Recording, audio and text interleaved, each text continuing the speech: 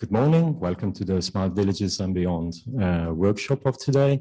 My name is Gianluca Lentini. I'm a senior researcher at Poliedra, Politecnico di Milano, which is a research consortium within the galaxy of the Politecnico University of Milan.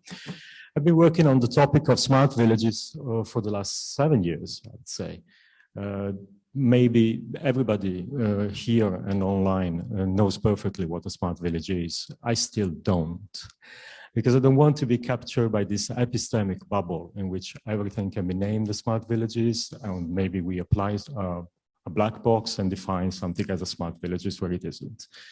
A smart village, first of all, and above all, is a community of people. A community of people which is located in rural or mountain areas. And the Smart Villages approach, first and foremost, is an approach to raise the awareness in this community of people of what they can do in their own area. It's not like giving them something, but supporting them in taking full advantages of the assets they already have. It's first and foremost a behavioral change, in my opinion. So Smart Villages, it is a behavioral change which is enabled by the technologies of information and communication and by digitization. First and foremost is awareness of community of their own assets and how to make full use of what they already have, the energies, the talent, the skills they already have via information and communication technologies. We were supposed to have 4 speakers today. Unfortunately, our speaker from Switzerland, Alexander Siegenthaler, couldn't make it because he fell ill. It's, this times, and so we will not have his intervention from Luzern West. I will briefly introduce him what happened in the region Luzern West, which is the western part of the canton of Lucerne in Switzerland. They took part in our Interreg Alpine Space Smart Villages project between 2017 and 2021. And thanks to the interregional knowledge exchange with other test areas coming from all over the Alps, they discovered that even though they were in Switzerland, they still lacked a good infrastructure for digital connection in the part of the canton. So they did a very Swiss thing. They organized a referendum. They organized, the community of the western part of Canton Lucerne self-organized, asked and lobbied for a referendum at cantonal level. The referendum was organized and was won. That started the actual infrastructurization of the western part of Canton Lucerne in order to give the local people all the infrastructure and the digital broadband they needed to become a smart area. We have anyway 3 distinguished speakers today. I will first move to Austria, introducing Julia Scharting from Standortagentur Tirol. And Julia will be talking about the experience of what a smart village application is in an area called Pitztal. Good morning, Julia. Yeah, good morning. Thank you for the invitation. I will talk about our pilot area Pitztal. It was part of the Interreg Alpine Space project Smart Villages, as Gianluca said before. For those who are not so familiar with Tyrol, it's a valley in the western part of Tyrol. It has about like 5,000 inhabitants. And when you have a look at the map, you can see that it's a very mountainous region, starting from Arzl in the Inntal Valley and then going back until the glacier, Pitztal Glacier, where you can find a very popular skiing area. You have like 4 different communities in this area, and we had like elections in February where half of the mayors were exchanged, and I will talk about it later because this also have a lot importance on the ongoing project concerning the smart villages. In the beginning of the project, we started to organize a regional stakeholder group because Standortagentur is situated in the capital of Tirol in Innsbruck, and it's like 1 hour far away from the region. And we thought it's important to have like all the regional stakeholders involved, that the project can be implemented and to have a successful project, for us it was important to have like the regional manager, Markus Mauracher, on board, the 4 mayors of the community, Arzl, Wenz, Jerzen, and St. Leonhard. We also involved the head of tourism association from Pitztal, because tourism is very important for the valley. Many people are dependent on tourism. They work in tourism. You don't have like this big, production industry there. You're a very rural area. We also invited the head for nature park, Kaunergrad, who is very influential, and the regional marketing platform, Pitztal Regional. The main results, I will talk about this, what the outcome of our project was. In the workshops, we defined 3 main topics to work on. It was the topic of smart government, smart tourism, and smart mobility. We defined it because there were the main problems concerning digitalization, and we thought that the most people can have advantages when we concentrate on these 3 projects.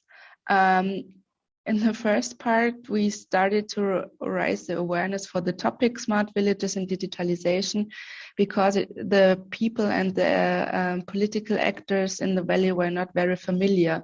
What does it mean? What can we do with the topic? And we invited speakers, for example, here Manfred Redl, to have a short introduction about the topics and just to give a short overview. Afterwards, we developed together a vision and a strategy and scenarios what smart government, for example, in Pitztal can look like. Also, the common vision was very essential. Therefore, we made interviews with the regional stakeholders, what they see in the topic. We made surveys concerning the digital status in different fields, where we also used the digital assessment tool, which was developed in the Interreg Alpine Space project. We talked, for example, with the IT managers in the municipalities, which are very important for the transformation into smart villages. And then we made recommendations for action and a catalog of measures for the people working in the Pitztal. We had like 4 strategic fields, which we tried to focus on because we had a lot of ideas and a lot of potentials to work on. We worked on the digital accessible valley. That means where do you have the internet points. Then we were also concentrating on the digital learning village, like to show the people how they can use it, especially the older ones, because they were not so familiar with it. We worked a lot on the field of the digital municipality and the digital office for the municipalities, because in our region we could see that the lot of processes were still analog. They didn't use any kind of smart tools. They were communicating with letters and very kind of old stuff. And we were also concentrating on the digital communicating valley, because until now every community had like an old web page and their own web page. They were not working together to have the information for the inhabitants and so on. So for us, it was important also to strengthen the common task and the common view on the topic. We organized excursions with the mayors and the administrative staff to best practice examples, where we looked at different communities. What are they doing? How do they deal with the digital transformation into smart villages? That was very important, I think, because I think the mayors also saw what other communities are already doing. We visited the Minister of Economy. We shared the experiences from our project with him. And he was very open-minded concerning the whole topic, and he would like to develop more projects concerning this field. In the second part, we concentrated on the smart tourism aspect, and we had workshops with hoteliers and asked what does digitalization for hoteliers in the Pitztal mean, and how can hoteliers benefit from the trend or from the concept. It was very interesting because we talked also with like small landlords with like just a few beds and a few rooms, and for them it's of course much harder to use the trend and to implement it in their field of in the model of economy for their hotels. And it was very interesting to have the workshops, and we also had an expert who was very familiar with all the kind of fundings and to implement it in this economic field.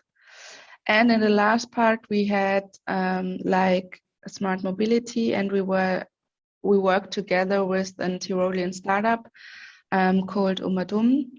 And the idea behind is that you have an app where you can share a ride, and people can book that ride, for example, from Jertsens to the Intervalley, and you pay some kind of money which you are getting from the community or from your company where you're working, and the driver can use the money to buy in local stores. It's not real money, it's like points, and he can go, for example, to the butcher or the bakery and use the money to buy regional things. And the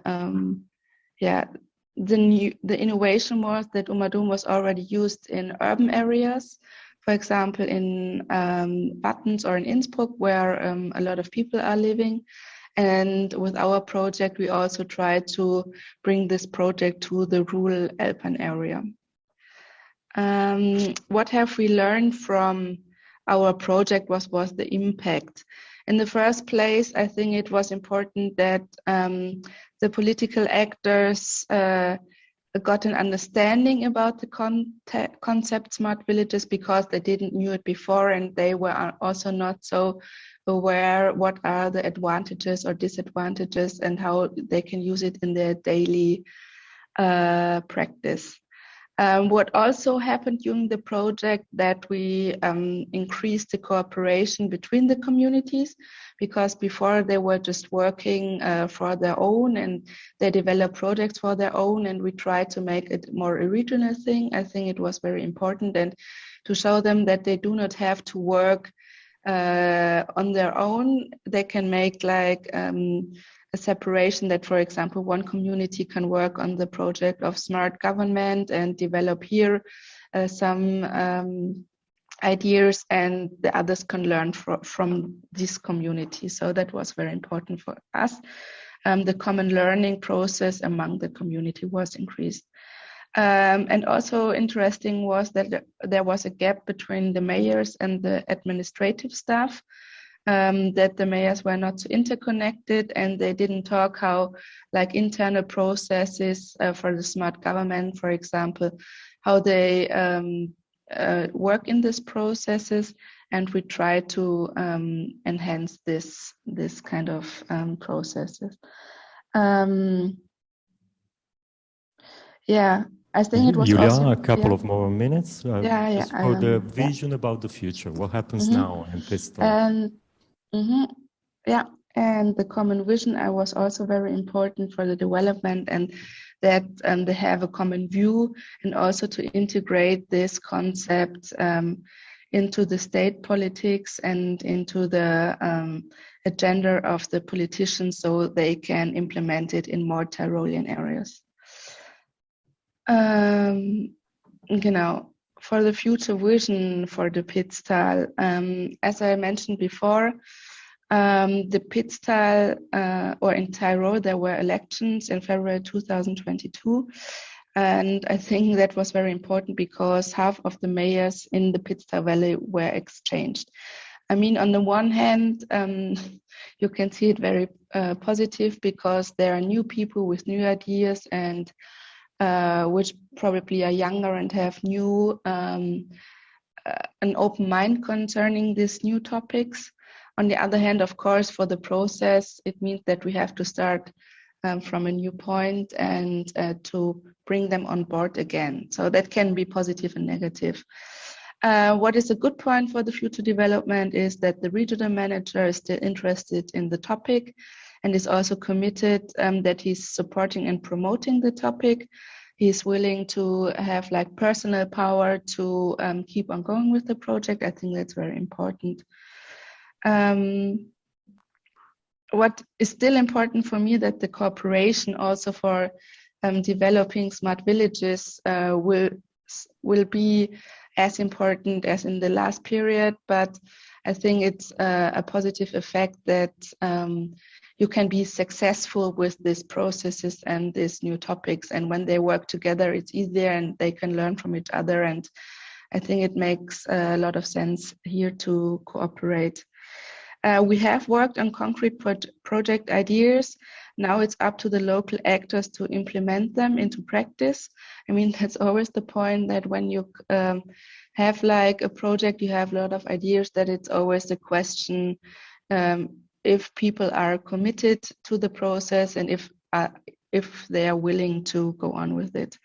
Corona crisis and climate change, I think, have driven the issue in the last years, and I think they will continue to strengthen the topic of smart villages and digitalization. For example, we have seen in the Corona crisis that it was a great push for this kind of topic, and we had to use all the methods and tools to work together. And I think, and that's the last point, this smart villages concept can be an opportunity for the rural communities, and I hope they can recognize this and continue to implement it independently, so that they are willing, because they have so many tasks and things to do. And for me, it's always the question, what are the priorities and on the agenda, and where are they willing to invest their time and their money? Okay, thank you very much for your attention. Thank you very much, Julia. From your presentation, I would like to underline a couple of points. First of all, once more, the community aspect. Julia was talking about regional stakeholder groups, in which in Pistal, they gathered together representatives of the policymakers, representatives of the business system, representatives of local communities.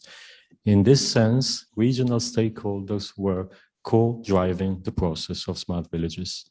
The second aspect I would like to underline is the three words you used: concrete, small, concrete actions. A smart village's transformation in a local area does not have to be a revolution in which everything changes, but can be implemented by clear, concrete, small actions like those that Julia described from Pistal. I would like to move to our second speaker, Clive Beckham, a truly international smart villager. Clive, welcome, and you will be presenting some smart villages experiences coming from France. Thank you very much, Gianluca, and thank you also, Julia, for the presentation on what's on a specific example from Austria. And I think that the one thing that struck me from what you were saying was the reaction on the ground to the crisis that COVID created. And there's a difference between the COVID itself and then what actually it provoked within rural communities. And I think that what you're talking about, the reaction and capacity to deal with it, is an example of the way that a smart village can really be very effective. That it's one thing that happened in France is that there was a tremendous difference between the villages which had adopted a smart, or even perhaps they may have called it in another name, but approach which really enabled them to be more autonomous within this code, because many of them were cut off. The education systems, health systems were more complex. things even like the production of, let's say, masks, of looking at visors. And it was within the rural areas which perhaps had developed Fab Labs, which had looked at developing makerspaces, had accelerated digitalization, had worked with schools to actually look at how you have distance learning. It was them who were able to react to the COVID crisis with far more autonomy, and they were able to also then to deliver new services, for example, ones which made sure that the elderly people within the community were better cared for within the crisis, that there were food distribution schemes, etc., etc. So I think that's one of the key things we're looking at. And you were talking about smart villages and beyond as the title. And that is the beyond. It's the ability to react, to have the autonomy, the resources. The resources are people, yes. The resources are digital. And the resources are, there are many others. They could be food, they can be whatever is appropriate to your community. So I want to present a video in a few minutes of not a village from the Alps, but it's a village from the Massif Central in the center of France. It's an upland. It's very relevant to the Alpine area because it's perhaps the best example of the beyond. It's actually looking at the future, the village of the future, the rural area of the future. And it was a video that we produced for the European Week of Regions and Cities, when specifically we were looking at the role of rural hubs in actually ensuring the digital transformation, the societal transformation of rural areas. But to keep it grounded in the Alps, I'm actually presenting today from a village called Nièvre. It's about 800 people. It's in the Massif du Vercors in the Alps where I live. And just to start from a very local experience here, I'm a member of a co-workers association, and together with an association which is dealing with the green transition of our area, with an association particularly looking at digital inclusion, but specifically working with young people, also looking at, for example, media studies, and a hybrid incubator come, they call it an hôtel d'entreprise, which is really a place where new businesses can go and start, but it's run by an association. It's not the local government. And it was set up by a group of young people who really wanted to bring back to the area manufacturing. They have also specific offices, for engineers. And it was really about how to bring back some real innovation and activity. And the four associations have been cooperating together for some years. And last year, we put an application for a national French initiative called Fabrique de Territoire, which is quite difficult to translate into English. It's a territory maker. And what this is, it's about actually bringing together hubs, organizations to actually look at how do you create the territory of the future. And that's what it's about. And there are now about 180 in rural France, which will be funded under a national program. And the idea there is really to bring together a series of different actors, stakeholders, supported in some cases by the government, but sometimes they are independent associations, to really look at how you create this territory of the future through cooperation between key actors who are dealing with green transition, digital transition, societal transition. And I think this is key as well. This is a really good example of an innovative act by national government, which is actually placing the transformation of rural areas in the hands of organizations which represent those local areas. So I'm more than happy to send some links to that, but I think that's also key. It's about creating these networks at a territorial level. We are a plateau of about 12,000 people. It's an unusual, it's a glacial plateau. So it's a very open area. It's very different from perhaps some of the other more river valleys. It's and it's very open, but it's totally isolated. You can't see anything from where we are unless you go to the very edge. Within it's like a different world. So it's a great area for cooperation. But what I really wanted to also emphasize today is this vision for the future. And I would like now to present to you this video that was produced for the European Week of Regions and Cities about the small town of Lorme in the Massif Central in the Nièvre. And the reason why here is because there is an interesting, during the interview with the mayor, we came up with a new expression. And the mayor is a former, actually, French government minister. He's highly aware of digital transition, but he's also very democratic, and he believes in societal transition. And Lorme has evolved from starting its first digital, not hub, but it was really an association about 25 years ago, to creating a hub in the village in 2008, a physical hub. And they've really evolved through time. They're a flag bearer for villages in rural France, but it doesn't stop there. They started with digital, yes, but they also started with societal transition. And now, as the mayor said, it's about having an open door. And you will hear that in the video. I think we're ready for the video, Clive, yeah. If you are. Enjoy the video now. The one thing is key here in Lorme is the fact that it's not just digital innovation, it's not just digital services, it's about involving the citizens in redesigning their village, a village of the future. We can see murals here that people have painted. There are recycler shops. We visited a new sort of restaurant, a place for food, for enjoyment, for music, and it's all part of this effort to create these different hubs, music hubs, cultural hubs, digital hubs, which work together. And that is what is fundamental about this small town. It's the way that these different hubs work together to create a real village of the future.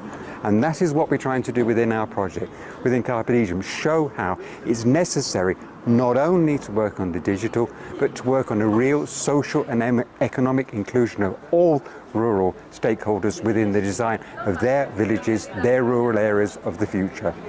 La Mission Numérique est une association qui accompagne les habitants dans leurs apprentissages, leurs projets ou encore leurs démarches. Une structure qui permette d'accompagner les gens du territoire, les habitants du territoire, à l'usage des nouvelles technologies.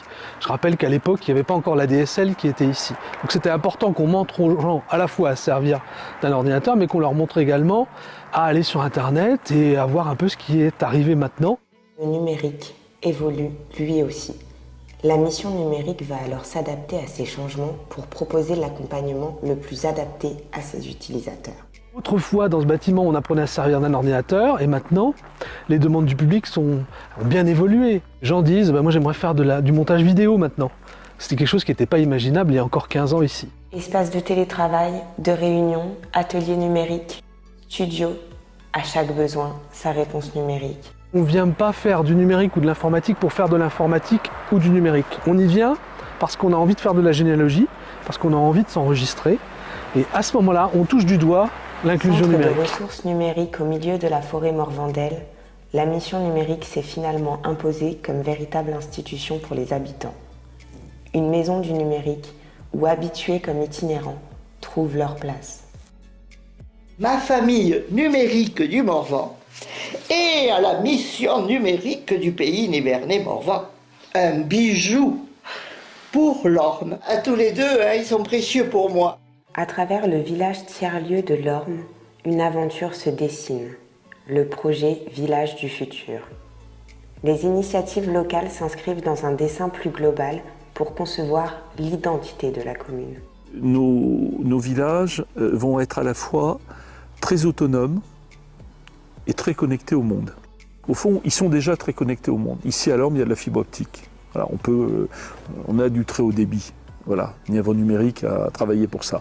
Mais ce n'est pas forcément suffisant. Il faut aussi de l'autonomie locale. Au-delà de la vision globale à long terme, la population est mise au cœur de ce projet. Le village est ainsi vu comme véritable lieu d'échange où les habitants sont les parties prenantes de l'avenir de la commune. Ce qui est également la marque de fabrique de Village du Futur, c'est vraiment le travail avec la population. Les habitants, le conseil municipal ont travaillé avec une équipe d'architectes pour imaginer les transformations à faire sur les 10 ans qui suivent. Avec ce véritable tiers-lieu grandeur nature, Le village s'ouvre au monde entier et à toutes ses possibilités. C'est la cité tout entière qui est un lieu ouvert au projet. Voilà, je crois que ce qui fait en fait la différence et ce qui donne envie de venir ici s'installer à l'Orme, comme l'ont fait par exemple l'établissement qui nous accueille aujourd'hui, c'est un esprit très ouvert. Voilà, quelqu'un vient avec un projet, on l'accueille, ça ne veut pas dire que tout va se faire ou tout va se faire tout de suite, mais open the door. Dans ce petit village nivernais, les projets innovants ne cessent de voir le jour. Grâce au réseau national Make Ici, demain, la manufacture collaborative rurale Ici Morvan créera une véritable communauté pour aider à relancer le Made in Morvan par le fer. Dans cette manufacture, nous allons accueillir des ateliers partagés en céramique, bois, métal, un Fab Lab avec des machines numériques. On va faire une spécificité son vidéo parce qui est liée au fait qu'à l'Orme, depuis 25 ans, il y a un festival de la chanson française, qu'on a des artistes musiciens, qu'on a des photographes, qu'on a des vidéastes, qu'on a même des décorateurs de publicité et de cinéma. Grâce à la richesse du lieu lormois et de sa communauté, Ici Morvan proposera un cadre exceptionnel en plein cœur du parc naturel du Morvan. Donc l'idée, c'est aussi de travailler avec ce qui est à l'Orme et aux alentours pour pouvoir créer des choses. Ça veut dire qu'on est en Bourgogne, on a la possibilité de bien manger, on a la possibilité de faire des activités avec la nature, on a la possibilité d'aller visiter des musées, de découvrir la Nièvre, de découvrir le Morvan, en plus de venir faire du prototypage. Tout le village est concerné par ce projet. Un modèle rural est en train de se créer.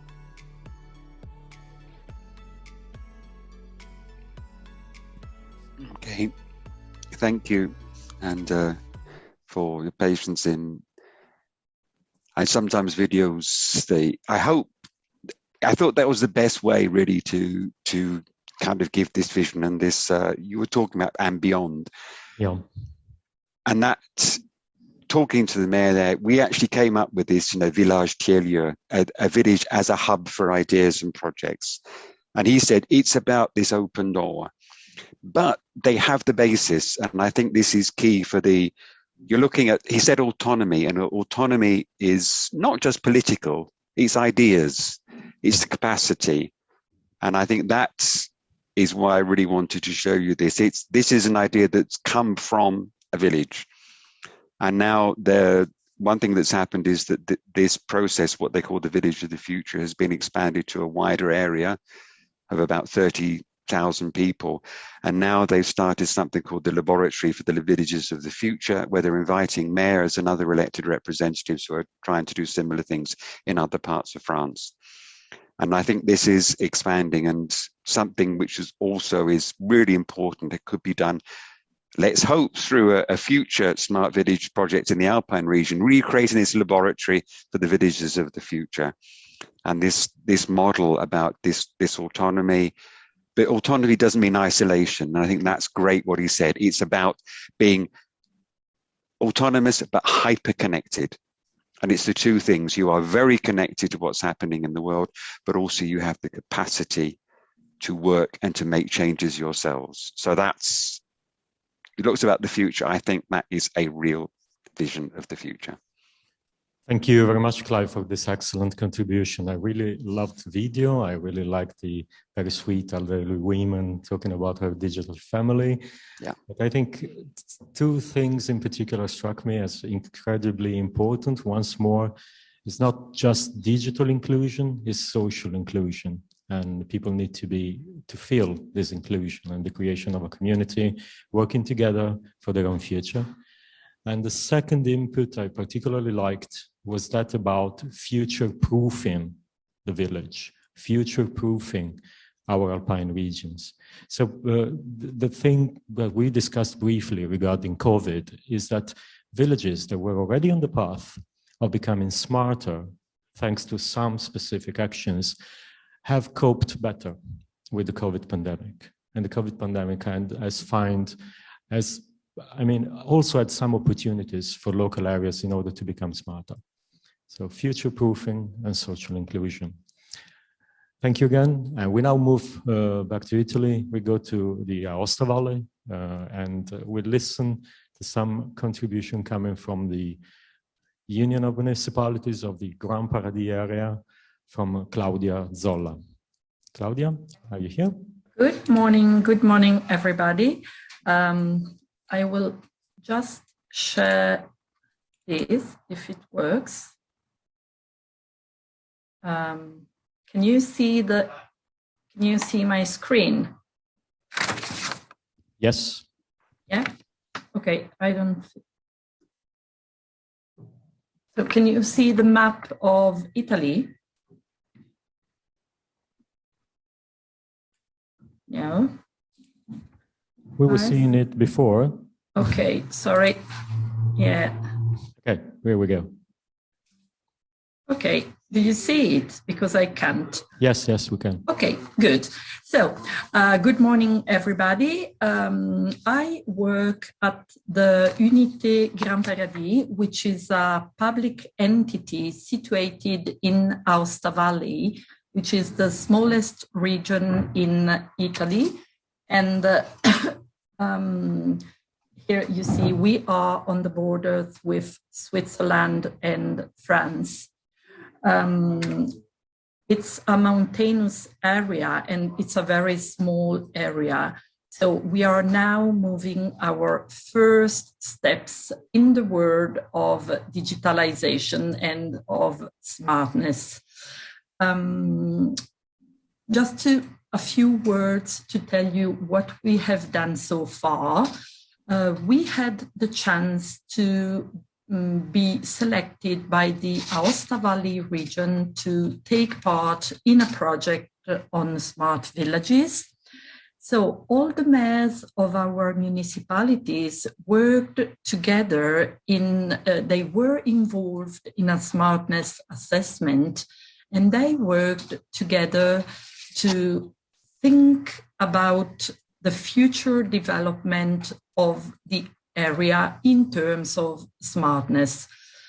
This was a very successful experience. It's not so easy to have 13 mayors who work together, but we did it.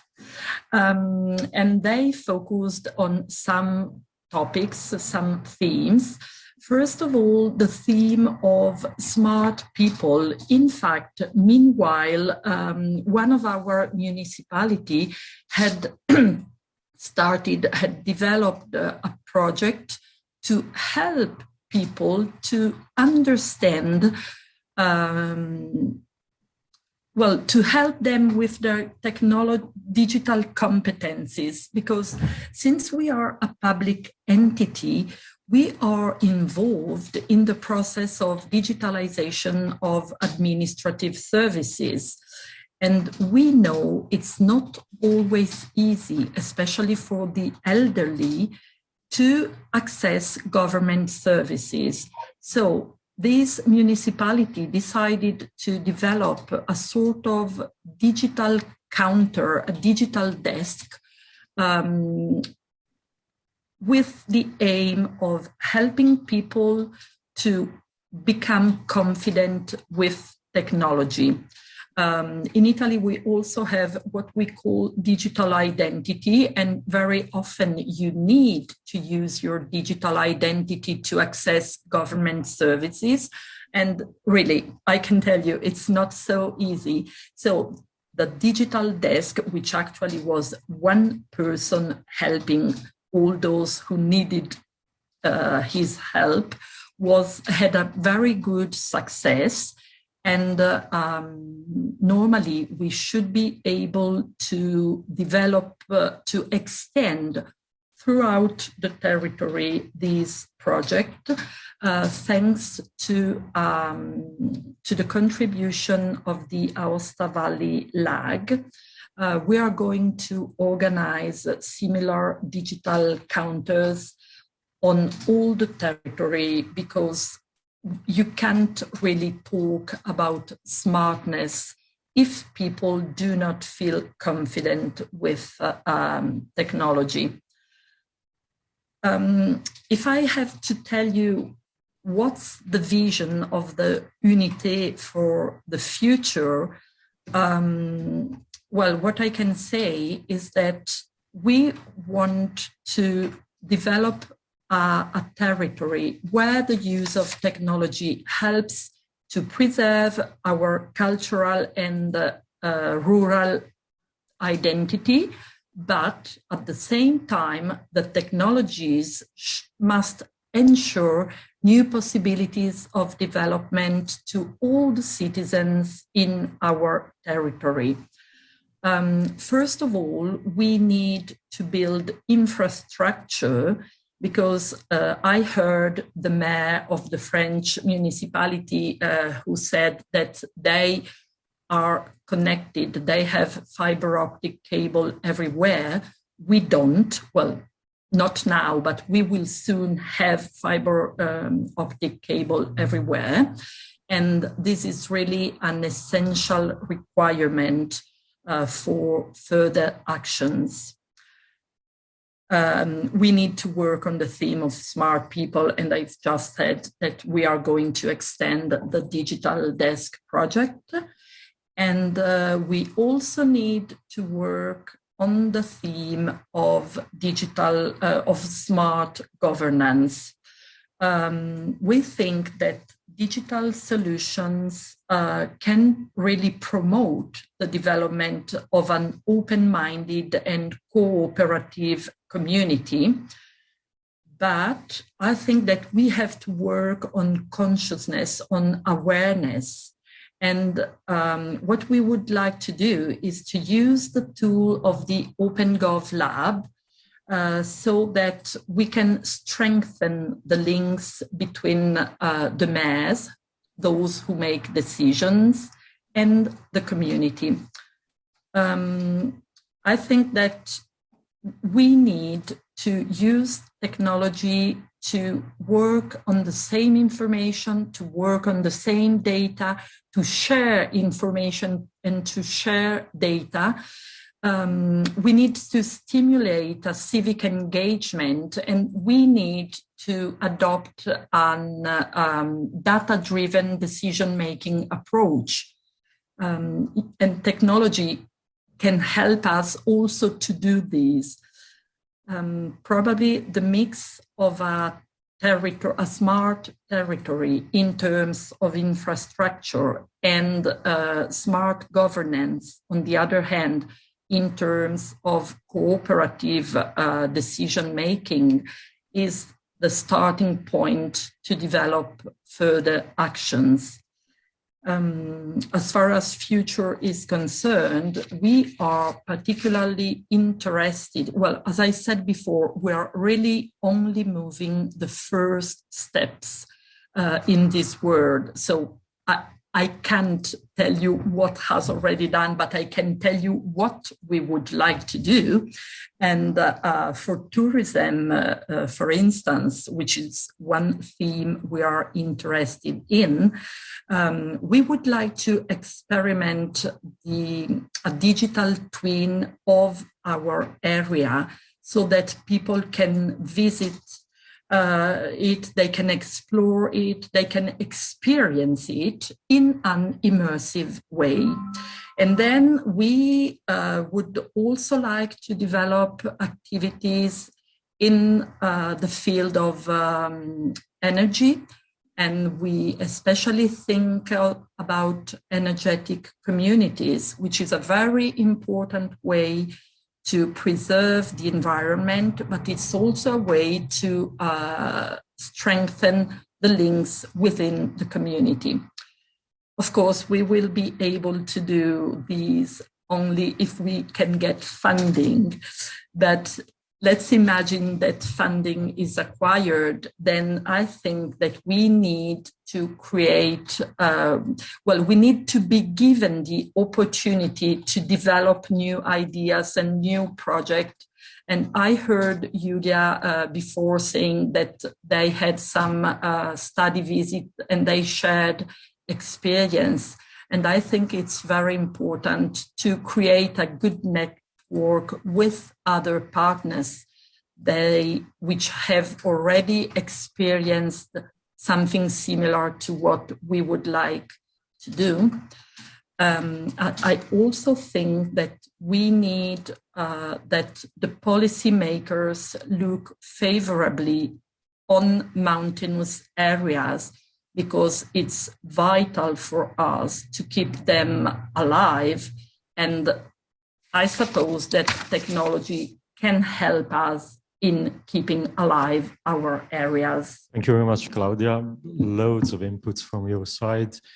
The theme of infrastructure, the issue of digital literacy, the issue of preservation of a culture, of a specific culture, which is enabled and facilitated by innovation technologies. Also the theme of energy communities. As you can see, under the umbrella of smart villages, loads of several concrete actions can appear. And I think we had very interesting speakers and very interesting contribution coming from Austria, from France, and from Italy. Now I would like to open a bit the floor to people who are here in Trieste and the people on the chat, if they want to have something if they have something to say or something to ask. My question would be, what about you? What about your territories? What about your vision for beyond? Starting from what we heard and maybe coming from your own territories and areas. Anybody? Yes, please. Come to this side. I think it's easier for the cameras. Please briefly introduce yourself and... Thank you. Valentina Dorley. Just a quick point on digitalization and processes. If we want to speed up digitalization and bring the vast public closer to digitalization and make them literate, we need first to address the processes. We can't just roll out technology over obsolete processes. We just make it worse. So we need to lift up, simplify the process, especially bureaucratic, especially public administration, and create customer journeys that are 100% simple. 1, 2, 3 steps, 2 tiers, ends, totally intuitive, totally self-explanatory. I've seen websites here with manual of instructions. We can't have that.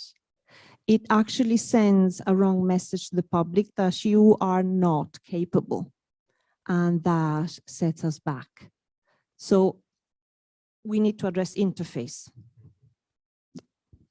Thank you very much. And there's something which really resonates with me, because I used to work also in the field of, for example, another transition, that of electric mobility.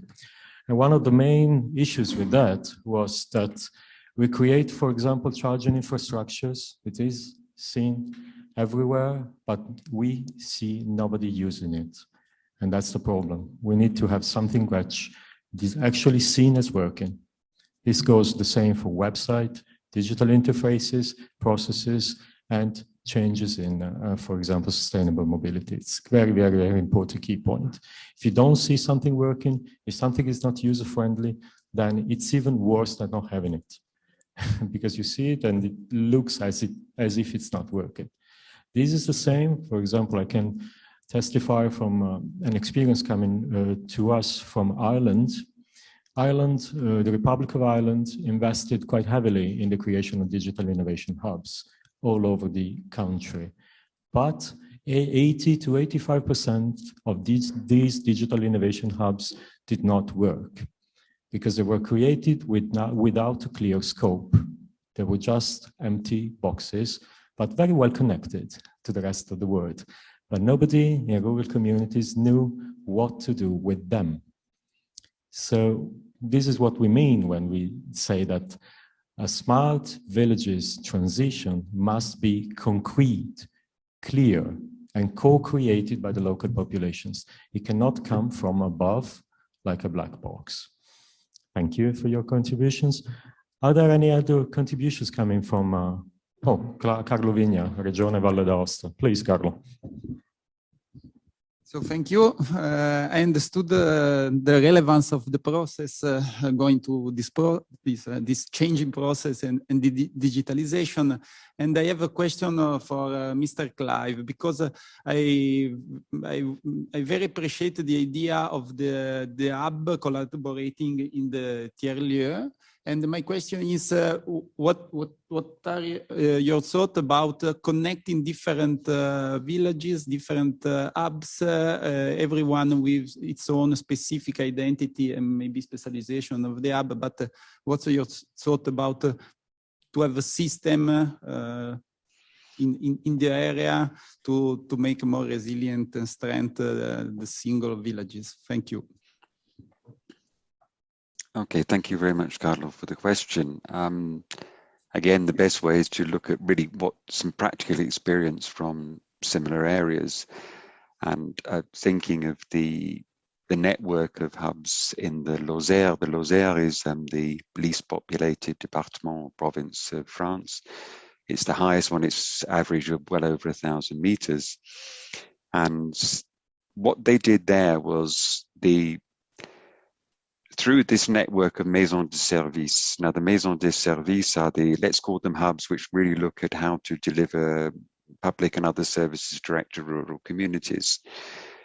But they, instead of just creating them as okay, this village, we have, perhaps an access point for the unemployed. We have a series of, let's say, standard services. What they also then did was actually look at how you could, people within the maisons de service, but also other types of hubs, could then expand. That perhaps some of them would also offer co-working spaces. One of them was an expert in a certain area. They then linked them up to the Chamber of Commerce, which is relating to people who perhaps had some business ideas. One of the hubs is a much bigger one in the main town, which is only 12,000 people, which is dealing perhaps more with incubation and development of ideas. But you can access all these services from your local hub. So the idea was that each hub has basic functions. It can signpost. It provides perhaps specialist ideas and competencies.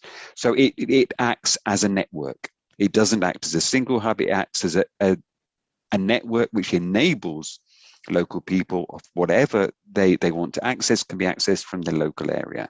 And here, this could be very remote villages of two. In fact, the smallest hub was in a village of 400 people, but it means then they have the access to the same level of services as the people within much larger towns.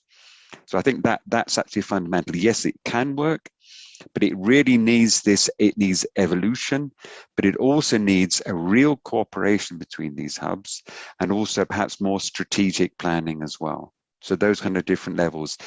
And for example, within Lorme, the hub there itself is now just to give an example, with the delivery of, I think Claudia mentioned this as well, about also this area of digital inclusion.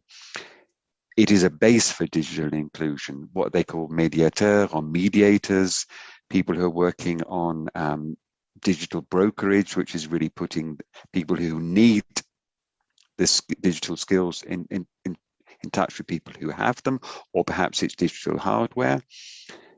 They are able to create a team there that can operate within a rural territory. They are then connected to county ones, regional ones, national ones, but locally they deliver. They are the contact point. So you can work at a very local level, but you can also work at regional level and national level. But the key thing is to develop the capacity locally to then be able to deliver the services that are appropriate to the communities you're working with. So Lozère is very much local, and then Lorme itself is both local and national, but each time there are these different levels of functioning. And I think that's the key thing, but you've got to be able to access it within your local community. And that's the key thing. So that's the thing. Yes, you can do it. You need the structure, but the key point of delivery is actually within your local community, and then you can go on. So I think you've raised on a very important point, that of networking, that can work both locally at different levels of policy making, and of course internationally as well, because we saw that how important it was to have different countries, different territories facing the very same issues to be able to work together and to see what's been done in one country, how it can be replicated in another one, and also inside a single state, how one region can communicate to other regions to see, look, this is feasible, this is actually feasible, we've done this, we've faced these problems. I have a question for the three speakers, which is, we've talked a lot about, how to get the community to look after themselves and to start their own transition, their own changes. What would you say is the key to get the message to the local communities? What should you communicate in order to start a smart village transition? What is the key message you need to give the people in order for them to become self-aware of this? It's more or less a psychological, psychosocial question, but Julia, what do you think? What was the key in Pitztal, in Tirol? I think the key is always when life gets better from the transition, that you make life easier and you have a benefit. And I think when you can see the benefit, you're willing to change. I think that's an easy point, but I think that people are willing to move when they see the benefit, or if they are suffering. I think there are two motivations to change something in life. And I mean, from the excursion, for example, when the administrative staff saw how easy 5,000 inhabitants can be reached with a special kind of program where the digital signature was used and the mayor does not have to sign every letter by hand, I think it was very clear what the advantage was. So it was easy to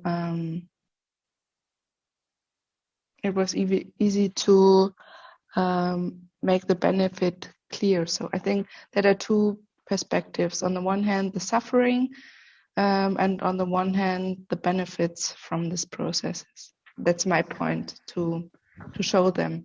I see, to create and substantiate for them a positive vision of the future in terms of economic terms and environmental terms, social terms.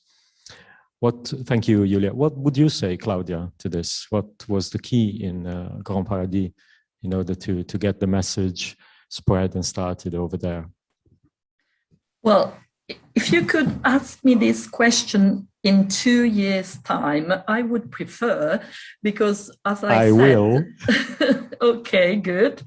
So we are now at the beginning. So actually what I can say is that when we gathered the mayors together, it was important to let them understand that there will be something better in the future, even if it's not so easy to understand now what could happen.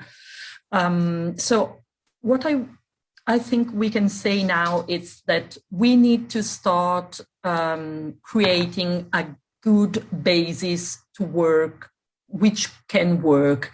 And then we have to motivate them. We have to make them conscious of the great possibilities that we can give to the territory. But I will tell you our results in a few years. Okay, thank you very much. I consider that a commitment. What would you say, Clive? We'll start with actually where I live, and going back to what Julia was saying about you need to have sometimes pain to be able to make the gain. Where I live, there isn't any pain. It relies heavily on skiing. It's family ski resorts. And there was a lot of talk about this need for the transition of the area. But this year we've had an absolutely amazing skiing year, 5 months of snow. So that kind of goes backwards.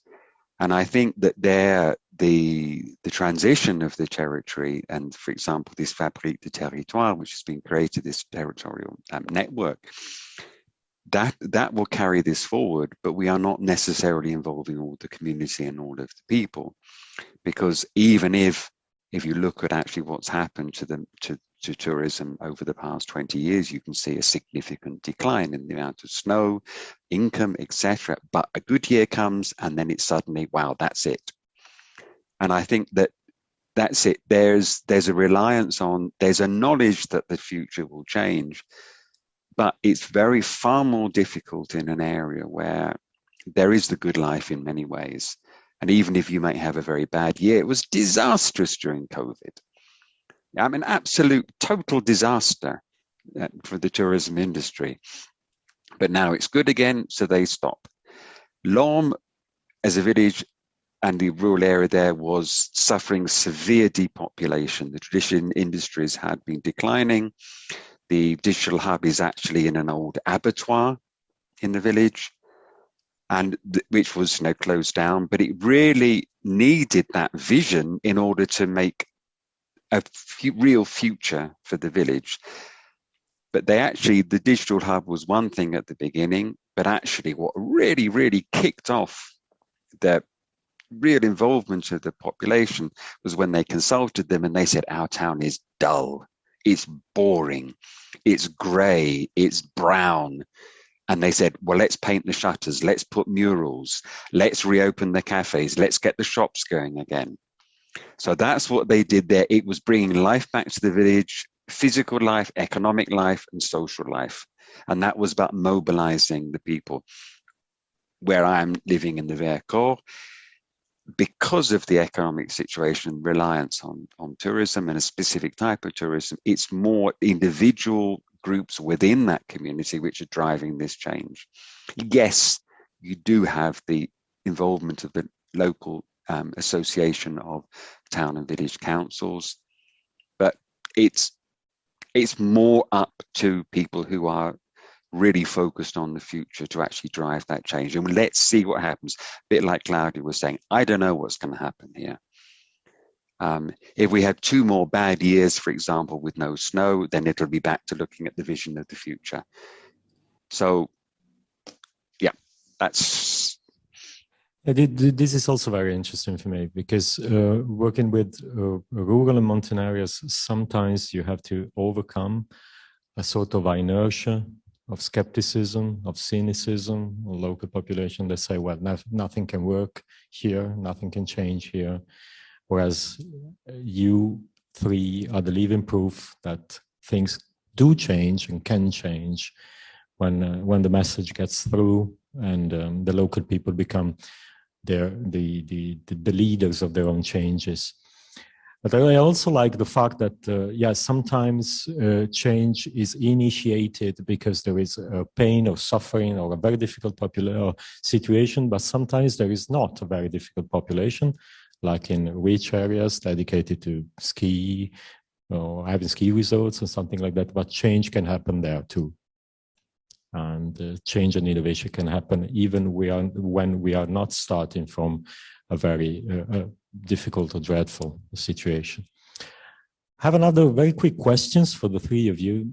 You are talking about smart villages transition coming from rural areas, mountain areas.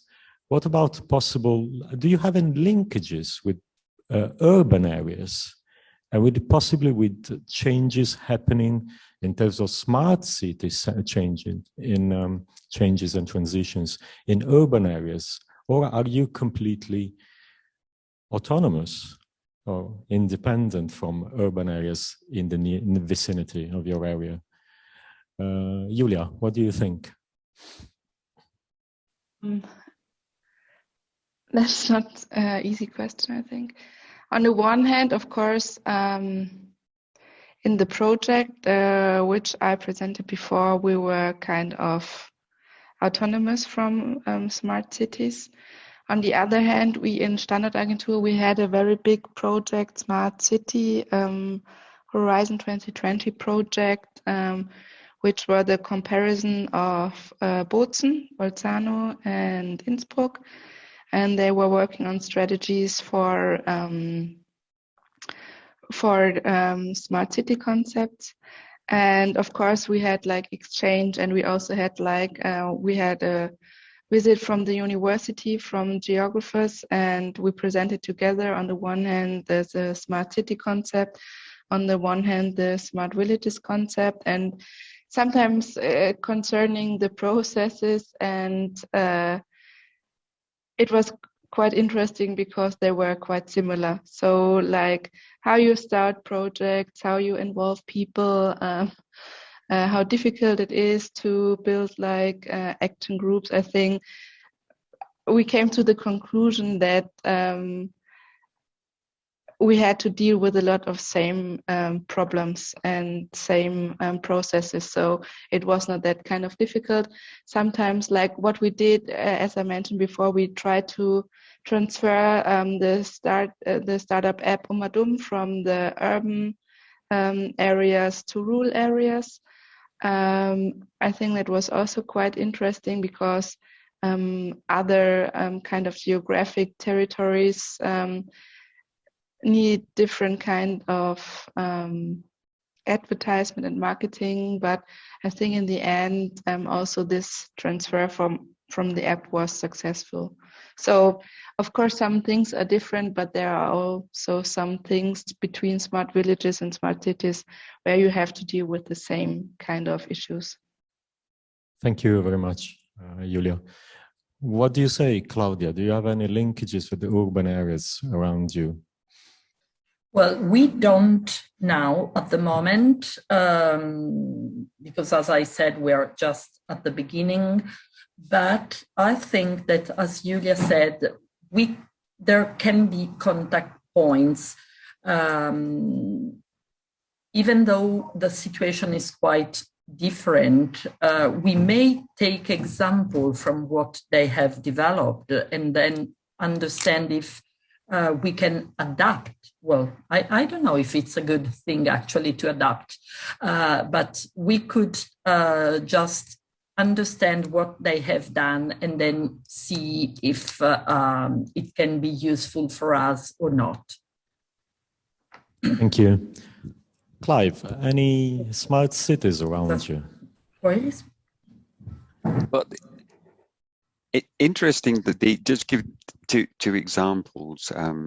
One of the hubs in the network in the Vercors Plateau is this mixed sort of incubator, accelerator, come place where you can set up, inspirational place.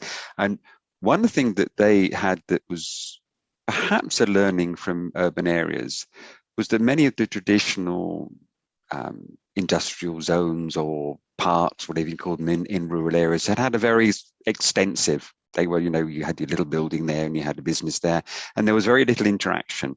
What they did was convert actually an old building, but they created spaces for exchanging. They created spaces for partnership. So it was built around this concept of actually creating a community, a bit like, there's, let's say, some of the co-working and other spaces in urban areas. And that's what it's done. It's using a building and ensuring that you create an environment for exchange and innovation that perhaps more traditionally in rural areas, the business parks were very extensive and did not create that. So I think that's I don't know if it's a learning, but it's perhaps more of what's happening in these sort of large tiers in urban areas. And in somewhere like Lorme, it's actually been the opposite. It's about a smart village inspiring smart cities. And I think that's very, very important, that it's actually creating this community environment, which can then perhaps be transferred to less well-off, more deprived rural areas. Urban areas. And I think one other point that they have done is they now, within their sort of co-work they also have a sort of small office center as well. It's kind of combined. very often now they're finding that you have businesses who want to go there for a couple of months a year. You know, they're urban businesses. They're adapting in a way to the needs of urban areas. And that's some of the things they said during COVID changed a lot, that actually the way that urban areas perceive them has changed.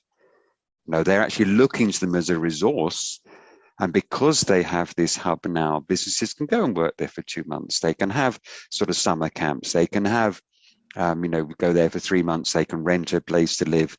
So they say their relationship with urban areas is evolving, and it's becoming, it's a real symbiosis there, I think, which is very interesting. So, but I think they're the inspiration. It's not smart cities. They are inspiring smart cities, which I think is very useful. That's very, very interesting. Actually, it's so nice to see that sometimes it is smart villages inspiring urban areas. So villages inspiring change in urban areas, especially in deprived urban areas.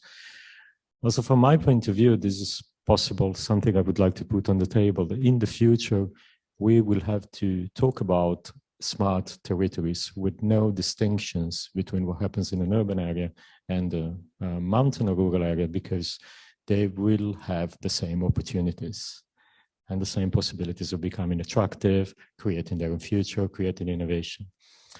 The linkage between smart villages and smart cities is also been studied at the Politecnico of Milan, because we're developing the concept of smart sustainable districts within the cities, in which we see whether a district within a city can be self-sustainable and sustainable and innovative, and what to do in order to make a district within a city smart and sustainable.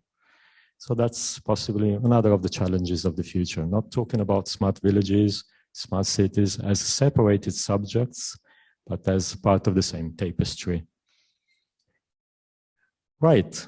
Are there any other questions from the audience, contributions, both here in Trieste or from the chat? If not, I would like to thank our speakers very much for their own contributions. You've been excellent. Claudia, Julia, Clive, thank you very much. And also the people here and all the audience that has stayed with us so far. And I will report the main findings in 15 minutes in the main room. Okay, goodbye everybody.